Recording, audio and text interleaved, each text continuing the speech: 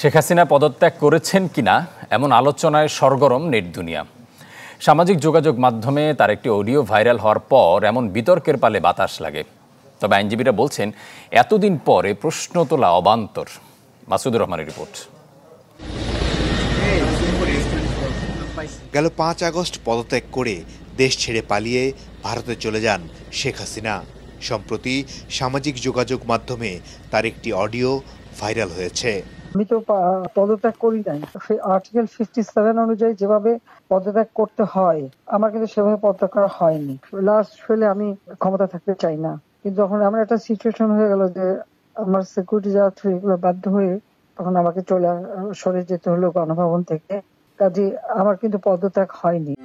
যত্ন ভালোবাসা থাকলে সব রান্নাই সুস্বাদু হয়।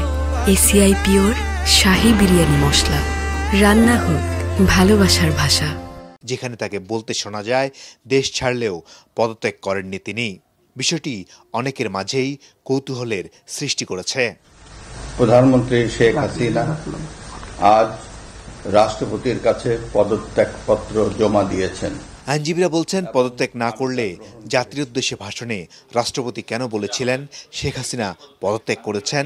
কেনই বা শেখ হাসিনার পদত্যাগের পর যে সাংবিধানিক শূন্যতা তৈরি হয় তা নিয়ে আপিল বিভাগ রুলিং দিয়েছিলেন যে মহামান্য রাষ্ট্রপতি জাতির উদ্দেশ্যে ভাষণে তার পিছনে দাঁড়ানো সেনাপ্রধান, নৌপ্রধান এবং বিমানবাহিনী প্রধানের সামনে স্পষ্টত বলেছেন যে প্রধানমন্ত্রী শেখ হাসিনা রাষ্ট্রপতির কাছে পদত্যাগপত্র জমা দিয়েছেন, আমি সেটি গ্রহণ করেছি। রাষ্ট্রপতি যদি বলে থাকেন যে পদত্যাগপত্র তিনি পেয়েছেন এবং তার পরিপ্রেক্ষিতে পার্লামেন্ট ডিসলভ হয়ে গেছে, তো সেই ক্ষেত্রে তো এই বিতর্কের অবসান হয়ে গেছে।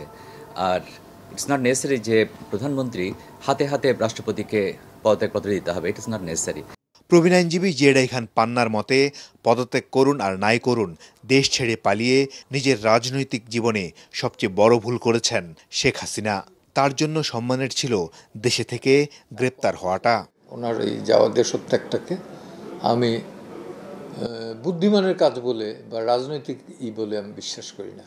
ওনার যাওয়াটা এটা উচিত হয় না, বরঞ্চ কারাগারে যাওয়া উচিত ছিল এবং আওয়ামী লীগকে বাঁচিয়ে রাখতে হলে পরে তার দেশে এসে সারেন্ডার করা উচিত। দেশে কোনো রাষ্ট্র বা সরকার প্রধানের পদত্যাগপত্র কখনোই সামনে আসেনি। তাই রাষ্ট্রের এই গুরুত্বপূর্ণ নথি নিয়ে এবার কেন সামাজিক যোগাযোগ মাধ্যমে এত আলোচনা, এমন প্রশ্ন রেখেছেন সিনিয়র আইনজীবীরা। আন্তর্জাতিকভাবে স্বীকৃত ভুল, দেশীয়ভাবেও স্বীকৃত ভুল, সেটা তো প্রমাণিত। মাসুদুর রহমান, চ্যানেল 24, ঢাকা।